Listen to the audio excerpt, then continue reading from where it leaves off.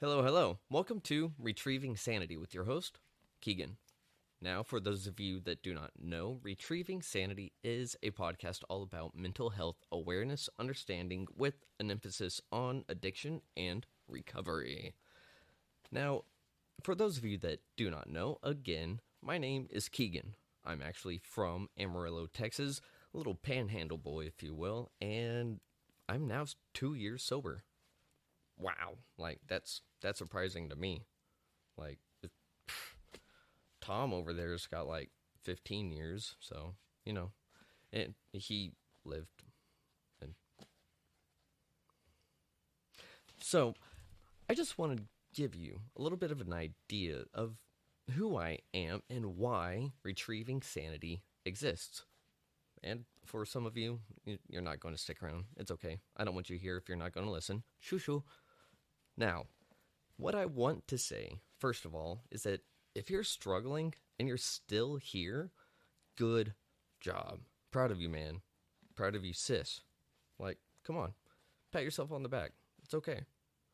Now, life sucks. I'm not going to sugarcoat it. I'm not going to lie. Life sucks. But at the same time, on the opposite end of the coin, we actually have a fun time.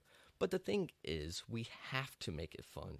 We have to go after our happiness, our joy. We have to. If we expect people and rely on people to just give us all this stuff that we want and need, we would be, well, skeletons in the ground because, well, obviously you're not going to get food that way. Well, maybe you will, but maybe it's Soylent Green. Anyways, so one of the things about Retrieving Sanity is that it started as a little brain baby whenever I was going through the program of the Men of Nehemiah. This is a 9-month Christian military rehab. Let me say that again. A 9-month military Christian rehab. 9 months. So, as you can imagine, I'm from Amarillo. This is down in South Dallas, which I was like, South Dallas? Like, okay, whatever. Yeah, cardinal direction, south. No, it's pretty bad. So, yeah, just keep that in mind. Now, the thing about me, I'm an alcoholic. If you couldn't tell, I'm Irish, and, well, the Irish really like to drink. So, here I am, a shy 31 years old, and a little bit over a decade of active alcoholism. Now, that's maybe something to be proud at, but not really. I mean, it gives me some bragging rights. Like, I bet you I could have drank Tom underneath the table. I bet you I could have done it to your PE coach. Now, the thing about that is, well, your body kind of changes.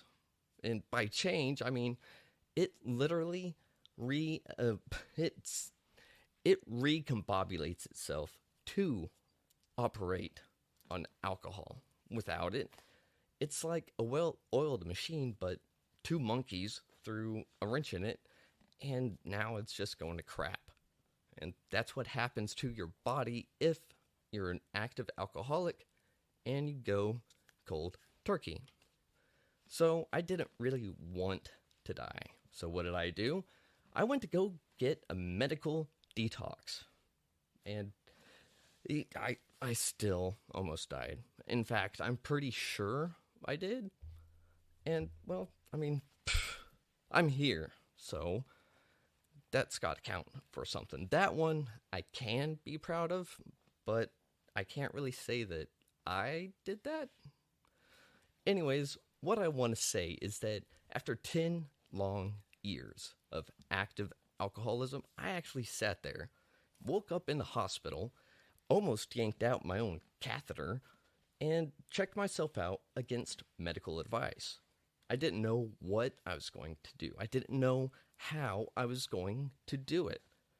What I did know, though, is that nothing in that hospital would have gave me what I needed. Again, I don't know how I knew that I knew I had to get out. Maybe I didn't want a hospital bill. I don't know. Maybe. I'm just throwing ideas out there. But the thing is, I was out and I'm scared and I'm still in my hometown, so all my family and friends are still there. But, 10 years of alcoholism kind of makes them go like, whatever.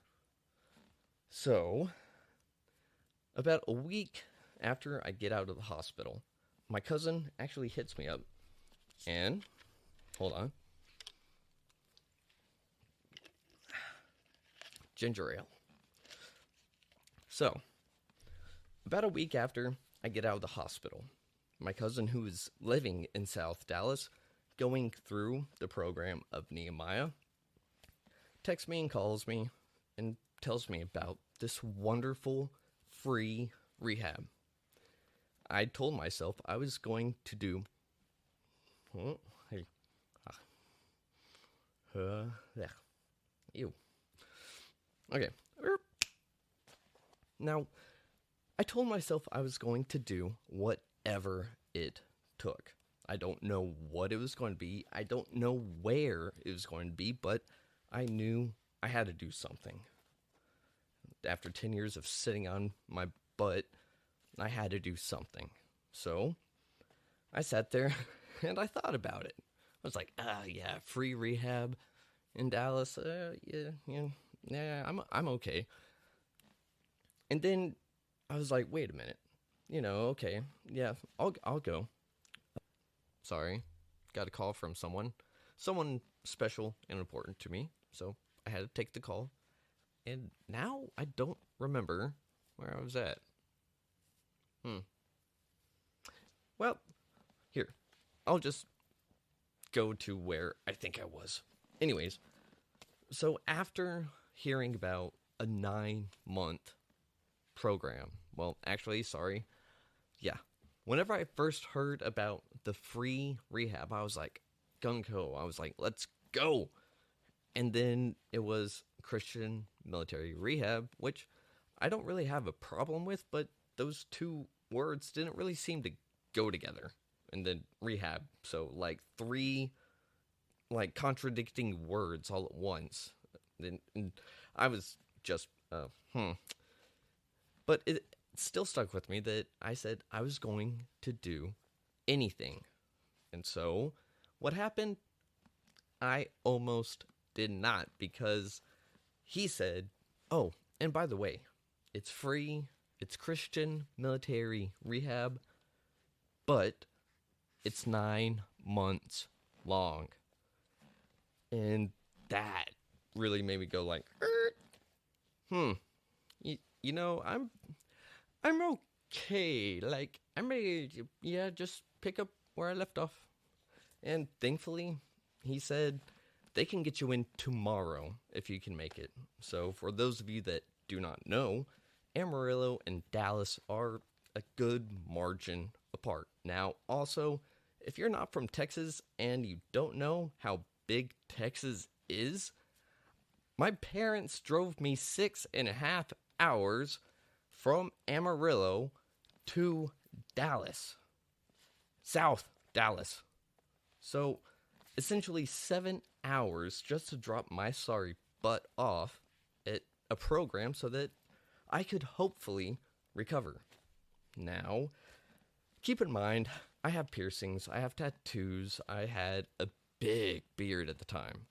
So, what happens? I get there. My first day at Nehemiah was September 21st of 2021. Now, I get there, I have to take all my piercings out, duh, and they gave me 3 days of quarantine to myself because, COVID and all that good jazz. So, I sit there for 3 days in an apartment all by myself watching smart TV, and I already knew what was going to happen with the whole program. I wouldn't have a cell phone, I wouldn't have internet, I wasn't going to have basically 90% of what we have now. Essentially everything that I grew up with. So, while I was in the apartment by myself for 3 days, I had a smart TV that was logged into a few different programs, and I just binge watched everything that I could because I knew I wasn't going to see this stuff for about 9 months. So, the first day comes out of me getting out of quarantine. They pulled me out to the side, shaved my head, shaved my beard, and said, "All right, here you go. Welcome to Nehemiah. What's your DOC?" And I was like, "Doc? Well, what do you mean, what's my doc?" And they were like, "No, what's your drug of choice?" And I was like, "Oh, it's not really a drug." And it was alcohol. And they were like, "No, no, no, no, no. That's just dope in a bottle." And I was like, "Oh, well, yeah, that then. That. And don't mind all the other things that transpired in those 10 years, but that was the main culprit, alcohol. So, cue 9 months of a military Christian rehab. But there were some really big game changers in there for me. And not just me. That's the thing. These people will take basically anyone that has a problem with a substance and do as best they can to give them all the tools and resources that one needs to get their life back together. And sadly, not a lot of people actually will do that. So, yeah, I saw a lot of guys come in and go and then graduate and either go back out because they were like, "Man, I missed getting high." And they would go out and forget that they just had a 6 to 9 month tolerance break and try to use the same amount they used to use. Or as someone else that had an episode not too long ago, try something like 10 times worse than what they went in for. And he went through the whole 9 months. And then not even a full week after graduation, gone. So, anyways, one of the things that really stood out while I was at Nehemiah, I could eat food. Now, some of you may not actually know how big of a deal that was. I hadn't ate a proper meal in about 5-6 years, and that's being generous. I also had sweets, like cookies and stuff, and I didn't want to throw up. That much alcohol. Oh, yeah, I didn't tell you how much. Okay, so I was an apprentice electrician for about 5 years. Yes, I know.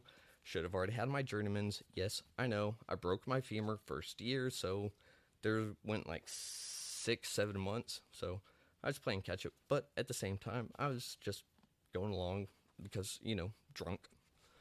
So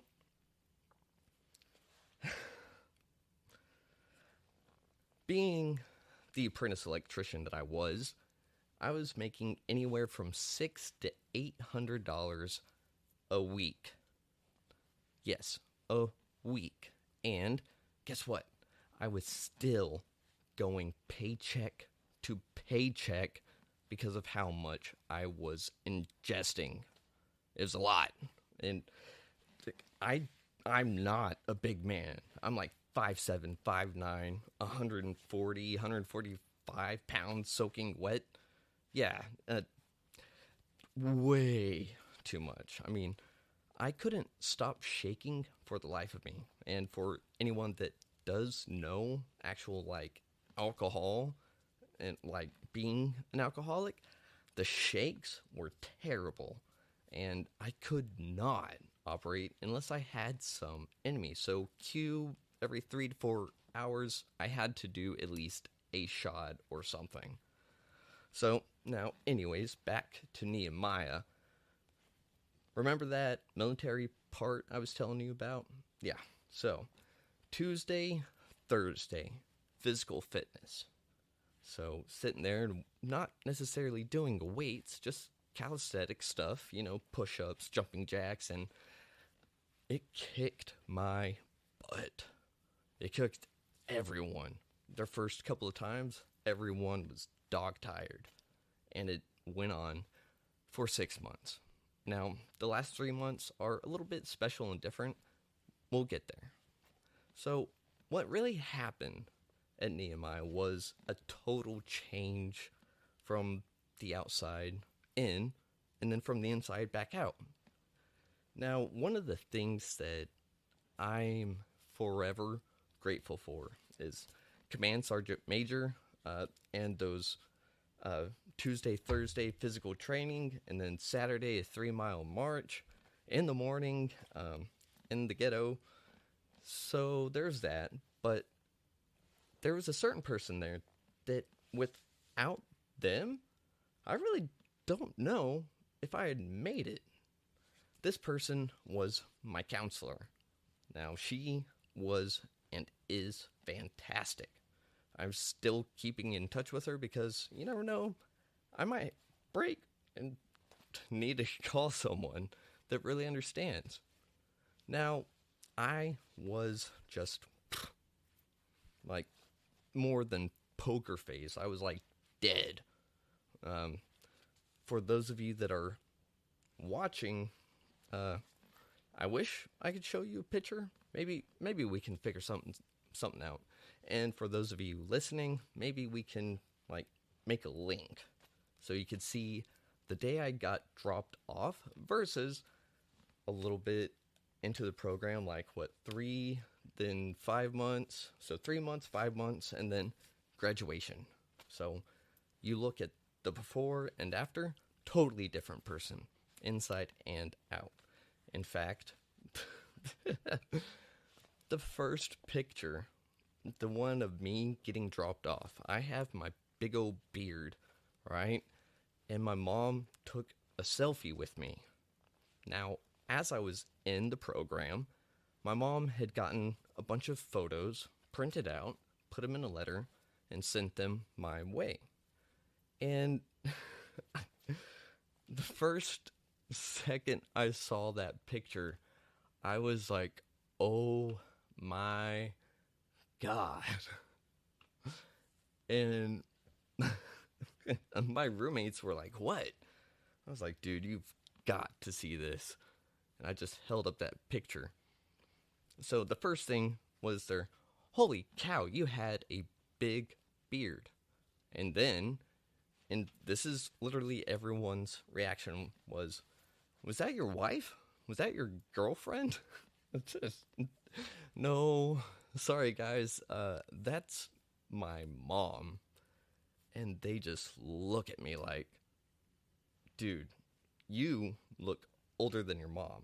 I was like, I also look gray and blue with both feet in the grave. I'm just sitting on the side waiting for someone to push me over. Maybe a good enough breeze. So, that has been one of my favorite pictures, but at the same time, it was very painful. Now, there's some other stuff that no one really needs to hear, but I can at least say, if you're going through something really tough, like really, really, really, really tough, it's okay to not be okay. Sometimes you have to allow yourself a moment of reprieve, a moment to sit there in silence. Maybe listen to music in your car, sit there, cry in your hands, anything. But finding it at the bottom of a bottle, the inside of a syringe, at the other end of a torch lighter, none of that stuff is going to actually fix the problem. Now, believe me, as an alcoholic addict, I figured out the best solution to everything, and that is to use both drinking and drugs. It takes everything and makes it better until you sober up, and then you start to realize that a lot of the problems are coming from your solution. So it's like getting a cut, putting a band-aid on it, or gauze, and then you like take out that gauze and like replace it and just, yeah, no, it's, the problem was the drugs and alcohol. But the thing is that it plays such a cruel joke on us that we kind of sit there and we have to really, well, just kind of take it. I mean, we can sit there and we can fight, but then it just makes it hard for us to enjoy our high. And then whenever we sober up, we gotta get back to feeling good. And trust me, it doesn't last long. So, anyways, with the men of Nehemiah, we had 3 phases. Each one was 3 months long, hence the 9 months. You had first phase, which was essentially a giant detox time, a whole bunch of like figuring yourself out, finding out what your demons are. Second phase, you're sitting there, you get visitations, and you kind of get a leave, but like, I mean, you could leave whenever you wanted to, but, you know, like supervised visits or whatever. And the last 3 months, you actually get a job. And no, it's not like a job at the rehab. No, it's a job. For instance, I got hired on as a copier delivery guy. And fast forward 2 years later, I'm still with that company. I'm a full-fledged copier technician that came straight out of rehab. And I'm still in Dallas. I didn't know anything about Dallas whenever I got here. I had to look at the population. The DFW Metroplex, 7.5 million people. Now, let me rephrase that. 7.5 million people. That's a lot. Now, for some of you that maybe like New York or Chicago, Atlanta, I don't know, that number to you may be like, oh yeah, whatever, like, and remember Amarillo, Panhandle, Texas, from way up northwest to essentially northeast Texas, and Amarillo had a population of less than 200,000 my whole life.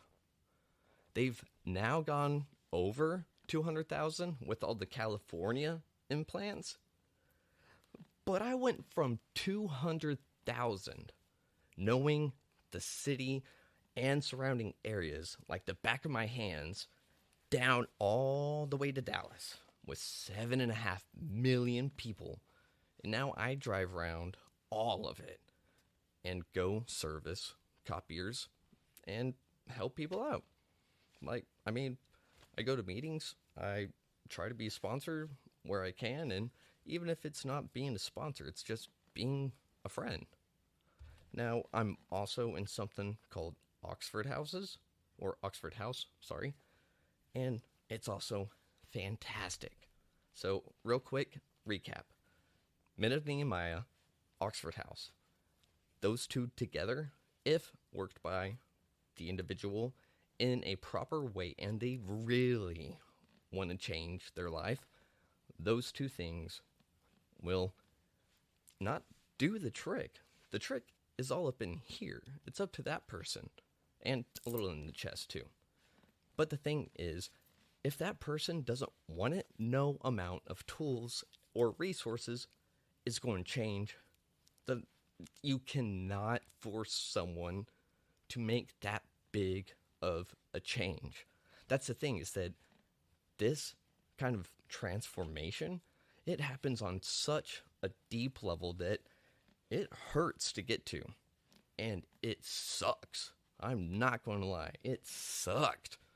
But I can say 2 years later, I'm down here doing this. And I feel better than I have in over a decade. Like, if you've never been through that kind of struggle, then I cannot think of even a close comparison.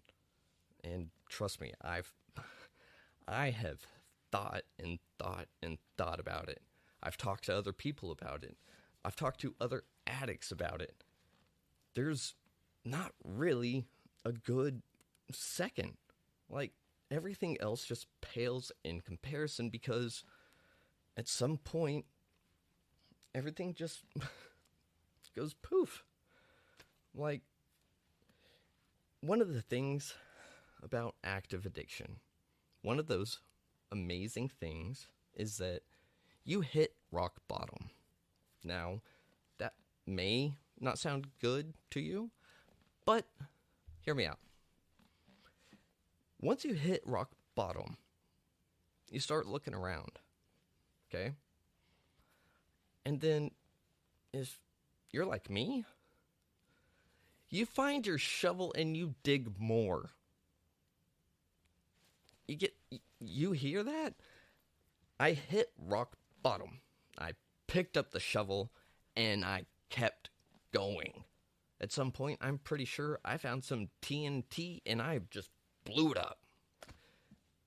No one tells you that rock bottom has a rock bottom to it. And then that rock bottom has another rock bottom, and so on and so forth, until that individual wants to make a change. And that's also the thing. You can only lift your body up so high. Sometimes you do need help. But the thing is, if you're planning on laying on a stretcher and people air evac you out or whatever, it's not going to happen. And even if it really does happen, it's not going to last. Now, for those of you that can say you did it and you got there and you're still good, okay, well, prove me wrong. Thank you. More power to you. I wish I were you, but I'm not.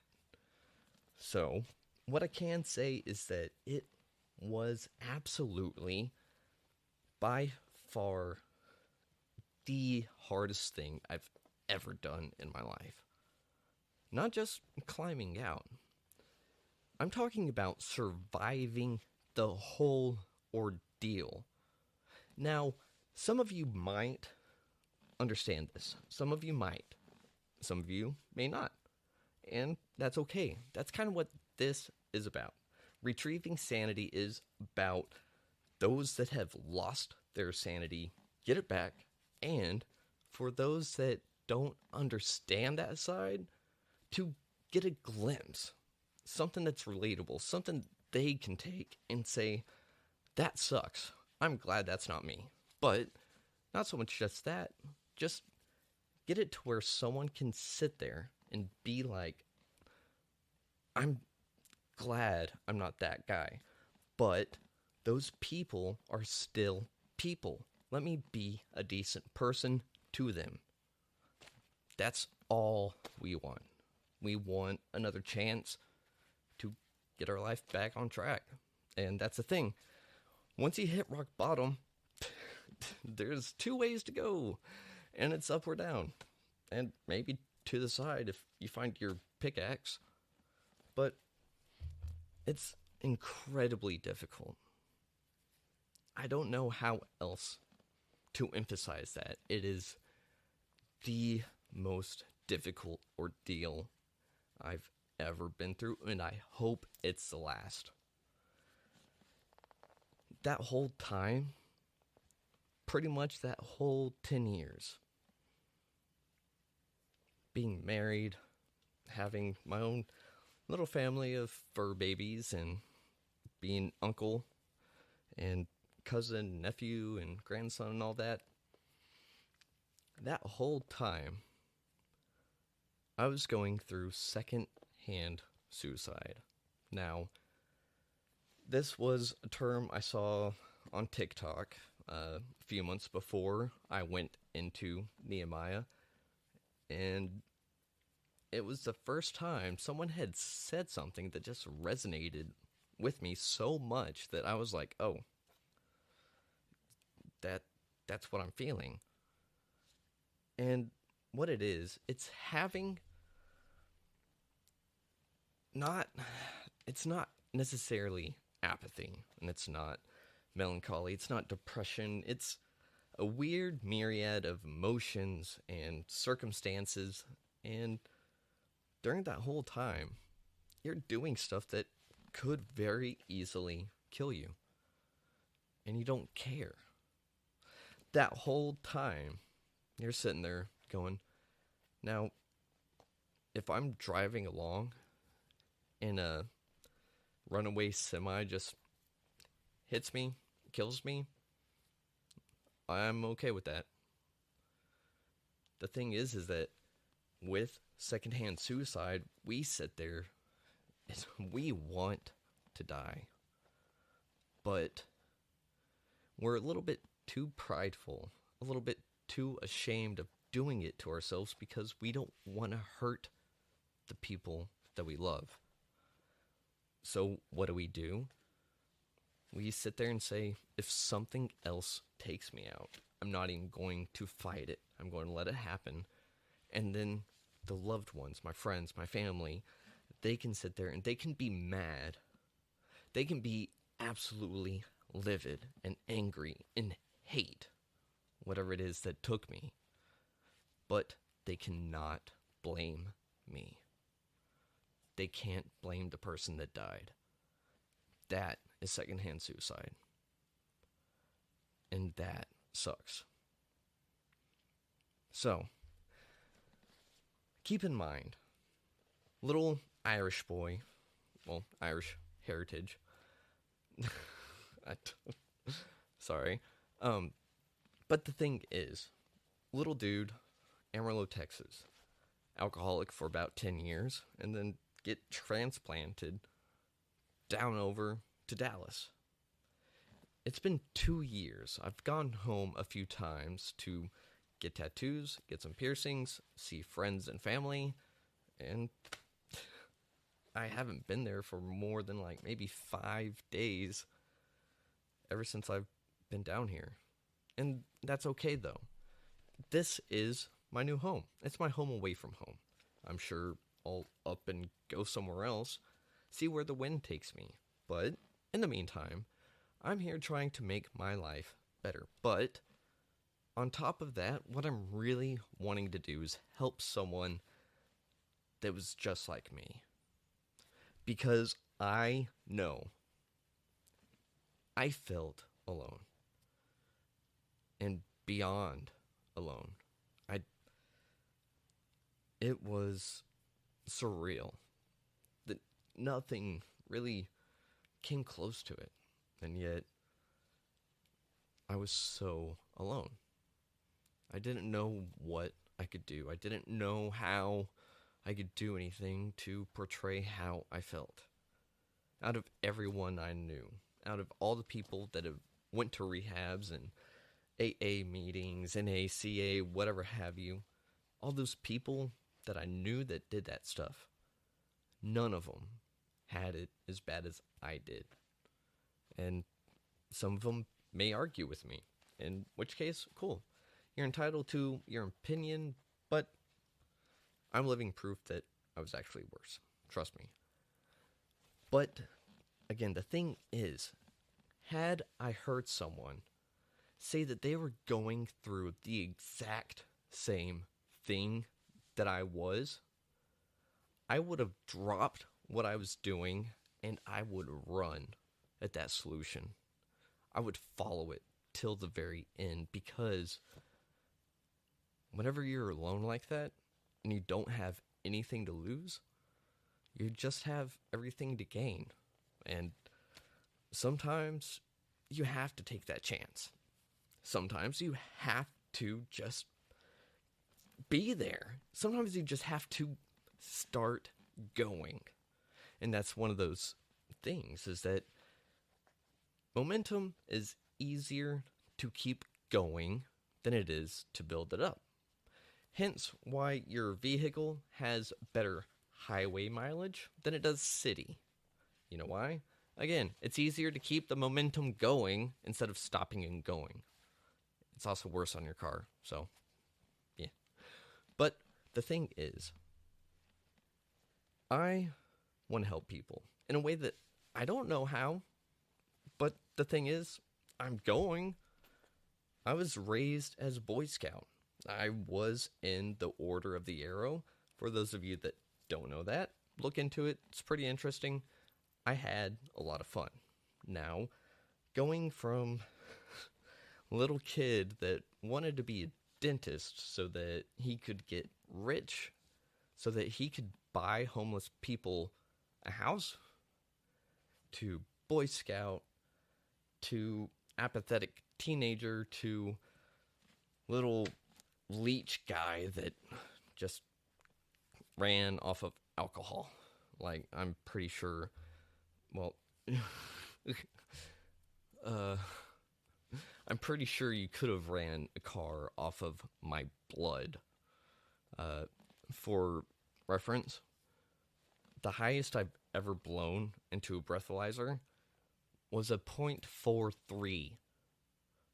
Now, again, if you don't know much about alcohol or blood alcohol content or a lot of that jib-jab, hubbery-dubbery health stuff, then that's, woo, .43. Yeah, that's not even a whole one. Like, well, that's the thing. The whole one is my blood.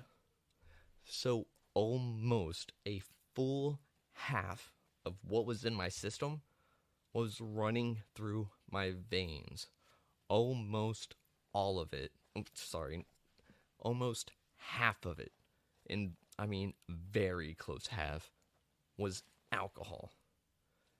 .4 is comatose. Let me repeat that. .4 is comatose. As in, a lot of the time, that person won't wake up. To the nurse that did that, she was like, that's not right. Recalibrated it twice, and still, same thing. I was walking and talking just fine.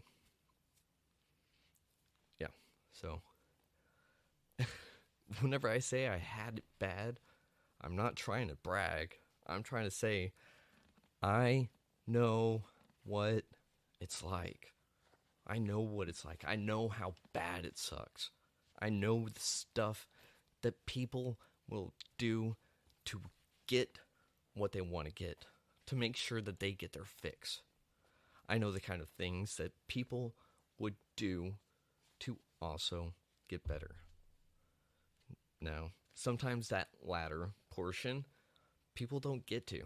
And you know what? That's okay.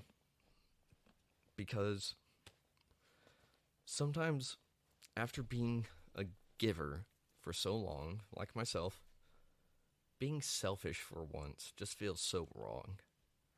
In fact, that's kind of what kept me in my depression, my alcohol-induced state, was I was trying to help everyone else. I was trying to give parts of me that I couldn't give. I can't help someone pick up pieces of themselves if I'm still picking up my own. That was a lesson that was really hard for me to learn and come to terms with. Is one that I wasn't really proud of, but it was eye-opening. I had to be selfish for once in my life. I had, and you can argue, I was already selfish being in an alcohol-induced state like all the time. Yes, it was selfish, but it was also secondhand suicide. So for once, I was actually intentionally moving along my life. I was intentionally trying to get better. And I'm still doing that today. Every day, I want to get just Maybe not 100%, but at least another step in a direction. Notice I didn't say the right direction. I've been put back onto the path. Where I go is now up to me. There's no right, but there's definitely wrong. And that's jumping back in that hole. And I'm not going there. I don't care. I will die. The doctors told my parents while I was out. Remember that medical detox I said I was getting? I woke up in the hospital a few days after I was admitted because they found me seizing on the floor, and I went through delirium tremens. Now, if you don't know what that is, it's hardcore alcohol withdrawals, and it kills you, or it can. So, man, the thing is, I know how bad it sucks. And again, once you pull yourself out of that pit, the only thing you can do is don't go back in. And that's what I plan on doing. In fact, like I said, I'm here to help. I'm trying through this podcast, this radio show, I'm trying through my actions, servitude, and just talking to people, letting them know where and how I got to where I am. I cannot be ashamed of my past. If I keep running from my past, it's just going to catch back up to me, and it's been working out. It's ready to go. It's as fit as it'll ever be. And me, I'm still picking myself up, trying to, one punch man, 100 push-ups a day kind of thing, And I can't let my past dictate my future. I can't let my past dictate my present. I'm here. I'm alive. I'm me. I'm now. Just as you are you right now. Here's a little riddle for you. Right now, you are as old as your... Hang on. Right now, you are as old as you've ever been. That's why a lot of the time, we sit there and we think we know everything. We think we know what we're doing. We think we know how life works. Remember that being a teenager feeling? Just, man, screw authority. Screw that guy. Screw that guy. They don't know what they're talking about. I'm a teenager. I'm 16 years old. I can drive a car. No one can tell me what I can and can't do. And now, I'm 31. So first of all, I never thought I would get to this point in life. But whenever I see someone be 18, 23, 26, any of those, and they just have their heads so bloated because they think they got it all.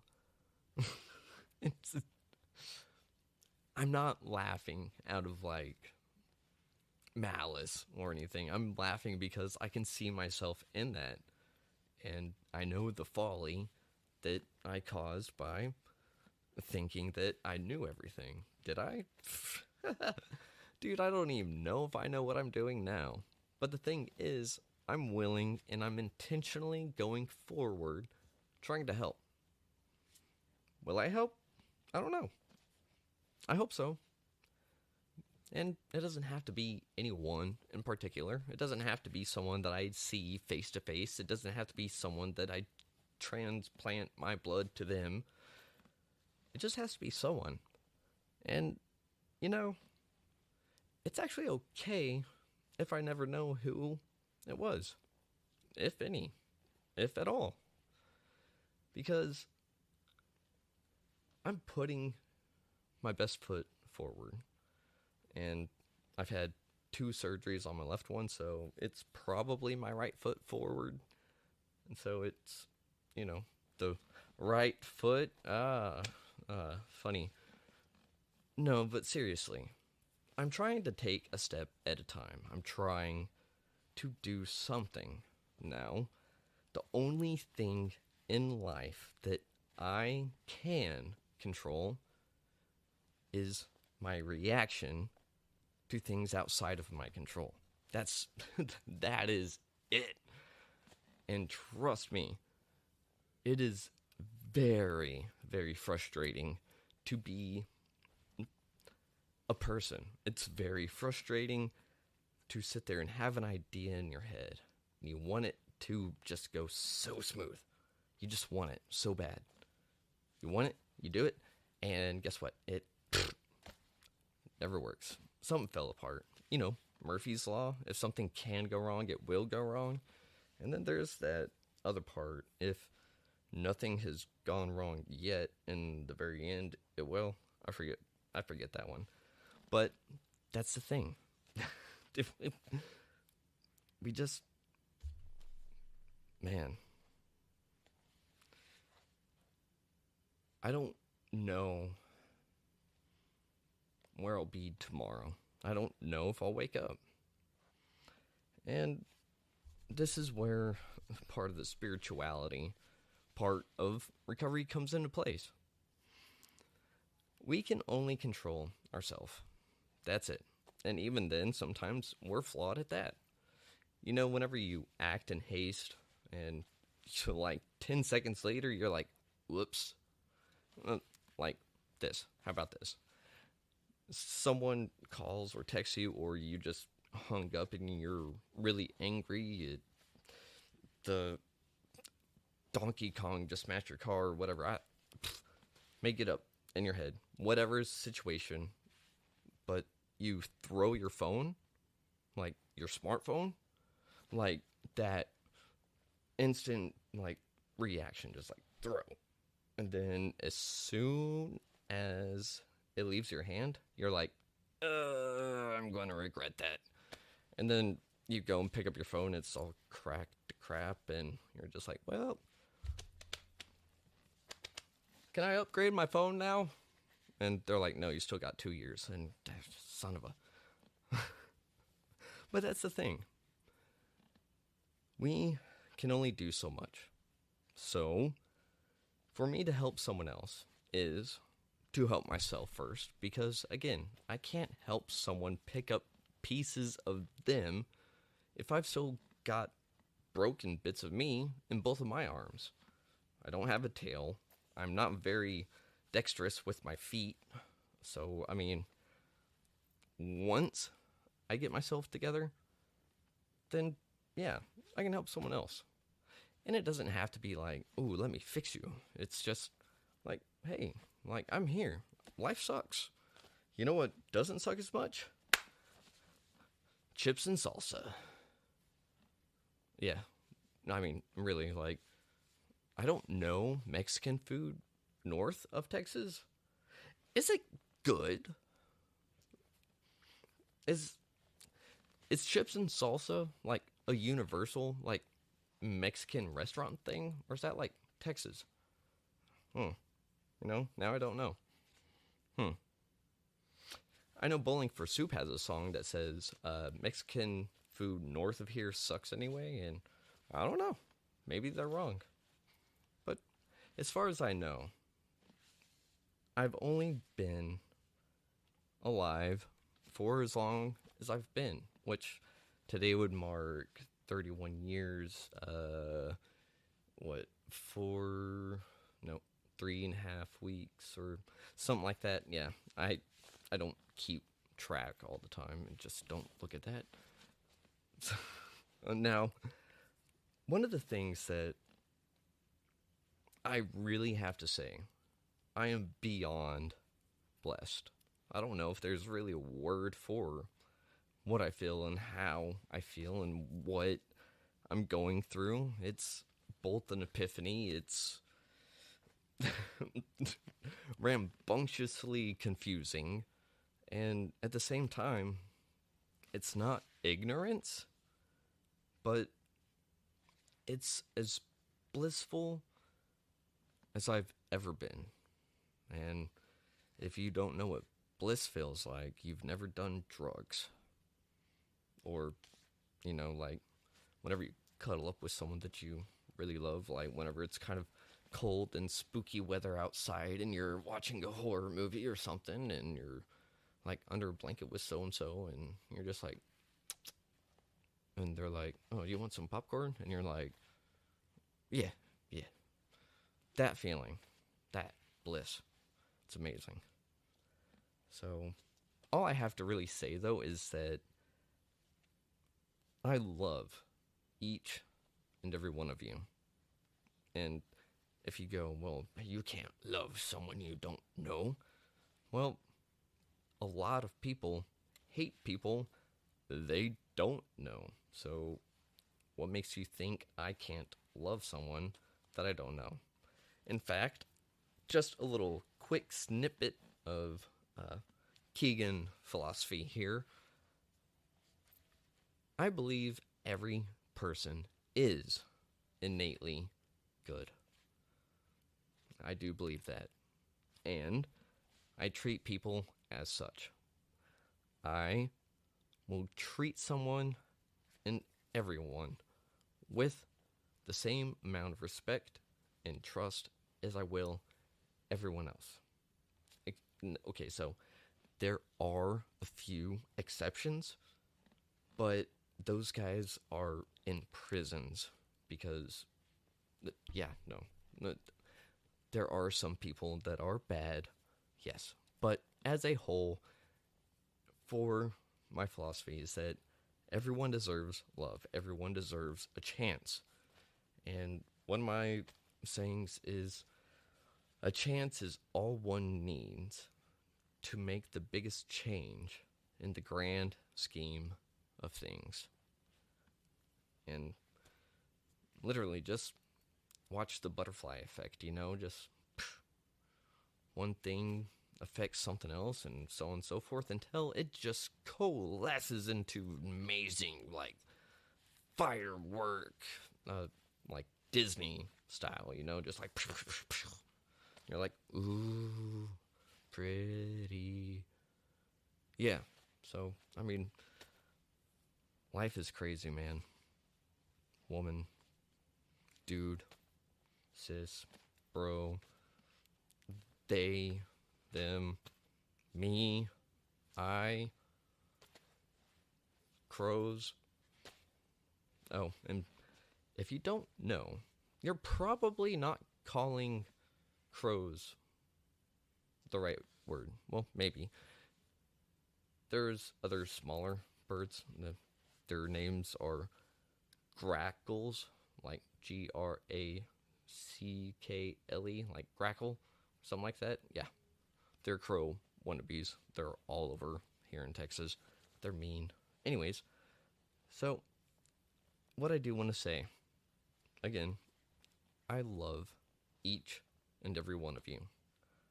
And I want to say thank you for allowing me this time to just be able to sit here and lay it all out.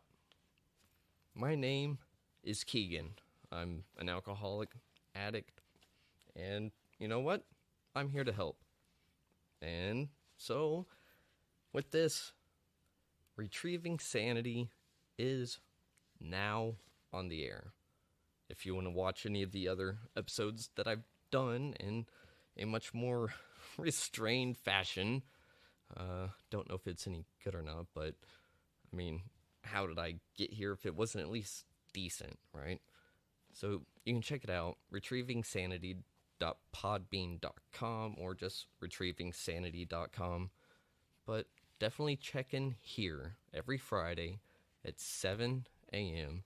for another hour of Retrieving Sanity. Until I see y'all next week, Schlan.